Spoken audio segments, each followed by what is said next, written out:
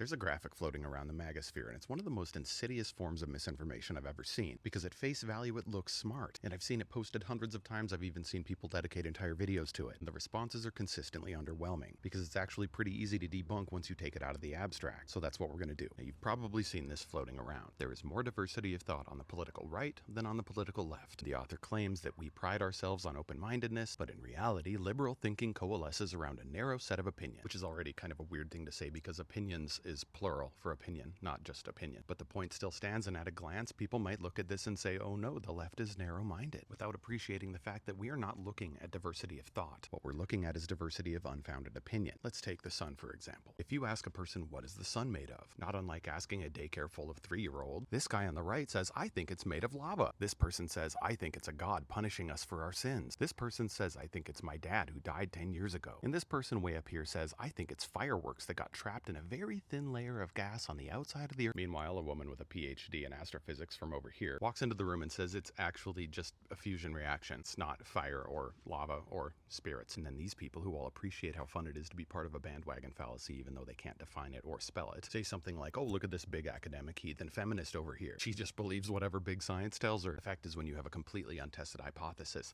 this approach is smart. But when you have settled science, this is where you want to be, because this mess is nothing more than a collection of untested hypotheses, whereas these opinions are overwhelmingly the result of peer-reviewed scientific research. These people move human evolution forward, whereas these people are those videos of like 20 hamsters on a wheel, where half of them went flipping off into the walls, and one really crazy one is hurdling 3 others that are holding on for dear life. Meanwhile, none of them take the time to notice that a scientist opened the door to the cage 3 hours ago.